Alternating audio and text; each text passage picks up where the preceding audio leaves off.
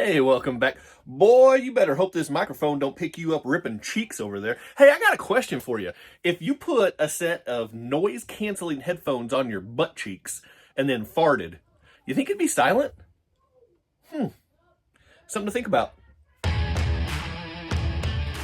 Welcome to CK4RC.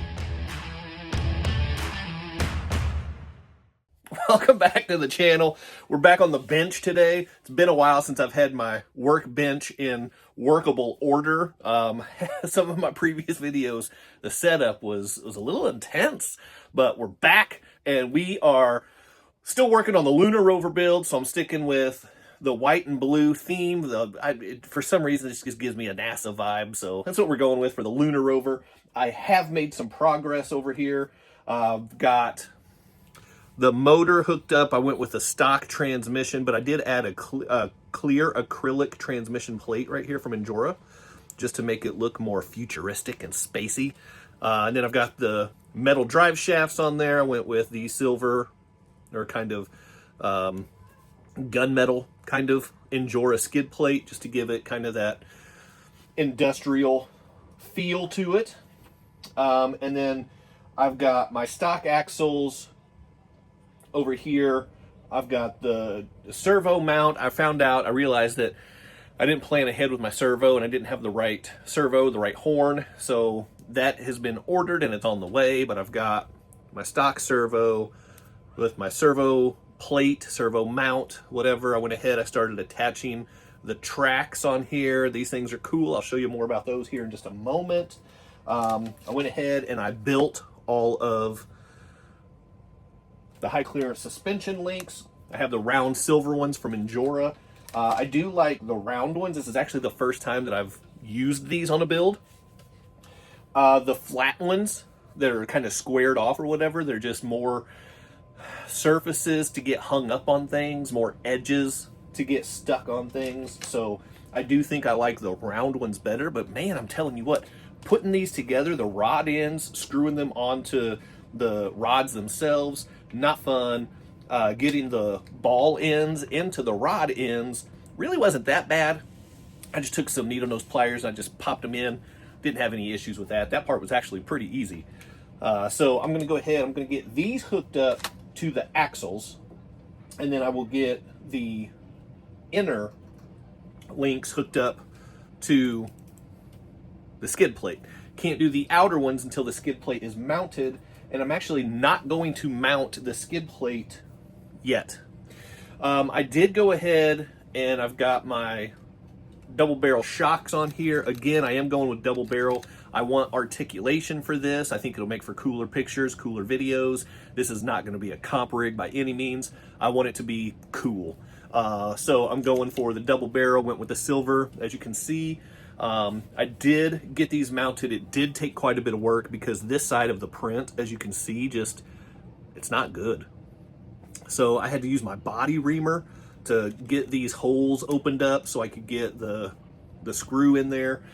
So what I'm going to do is I'm actually going to take the shocks back off, and I'm going to mount them to the axles. And I've got my guy, Josh Wheeler, printing another body for me. He did not do this body. Let me make that clear. He did not do this body. This came from somebody a while back who was still kind of learning the ropes a little bit. And so it came out pretty rough. Never really been excited about this, but I was going to try to sand it down and make it work. Josh Wheeler is sending me a gray one that will make the painting a lot easier than starting on black like this. So I'm going to get these shocks off and get them mounted to the axles.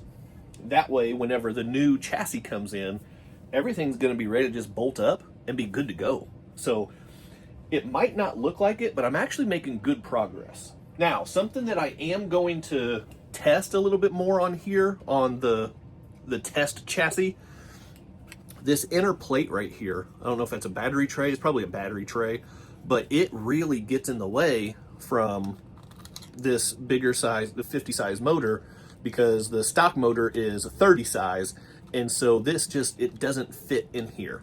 So what I'm going to have to do, see, it doesn't work. So what I'm going to have to do is I'm going to have to chop this tray up pretty good, just to get the innards to fit in there, right? So that'll be something that I experiment with on this body. That way I don't ruin the good one from Josh whenever that comes in. So that is where the project stands as of now. As you can see, I did go ahead and I started mounting. Look at this. How cool is that? I did start mounting the tracks on here, but I only did one rear and one front because I wanted to show you the way these things are designed is so simple. It really is as easy as doing a wheel swap. There's no difference. So let me grab an axle pin. Nope.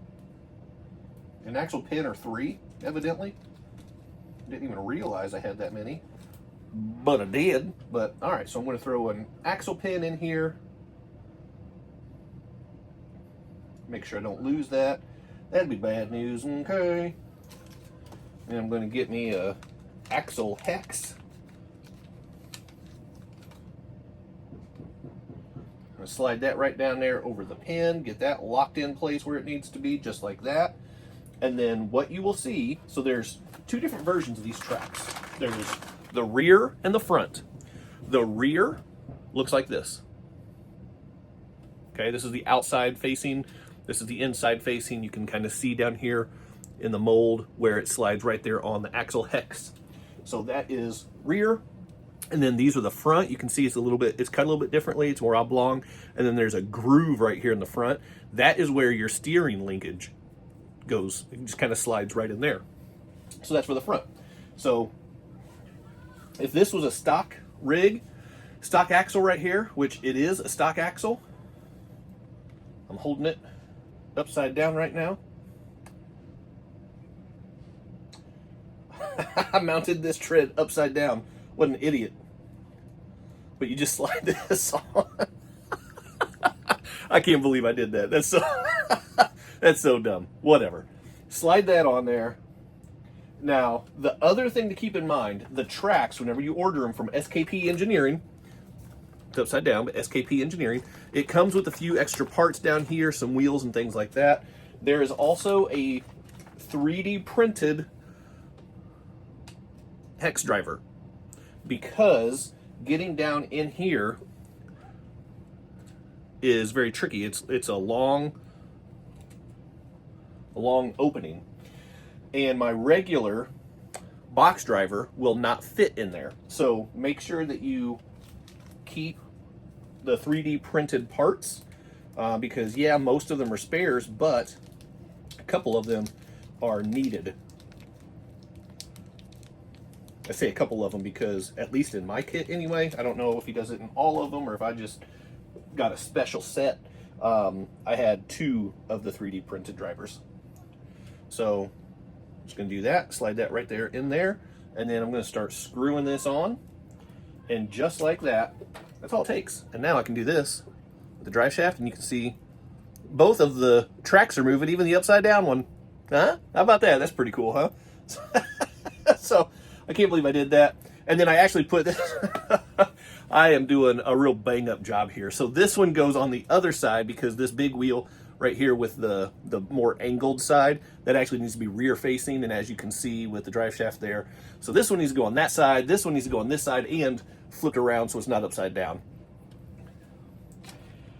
Regardless of me messing up every single thing I could mess up on there, you saw how quickly that clicked into place and swapped out and everything else. So they are directional. Make sure you get that right. But it really is as easy as a wheel swap.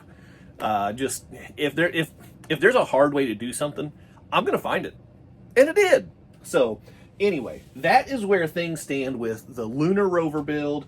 Making some decent progress, actually, which, hey, surprise for me, for sure. So it's got to be a surprise for you guys. I'm actually working on a build instead of just pulling something out of a box. But anyway, that's where this thing stands. I'm going to have a lot of other builds coming very soon, so I'm looking forward to sharing those with you as well. Leave me your thoughts down in a comment about, well, you can talk about how big of a dummy I am for all of this, and talk about how, if you've used these tracks before, what kind of truck have you put them on, what kind of experience have you had with them. Yeah, leave me a comment. Leave me your thoughts on the build, and I look forward to seeing those. Make sure you hit that quadfecta before you go. Like, subscribe, comment, and share. Keep doing RC stuff. I'll see you next time.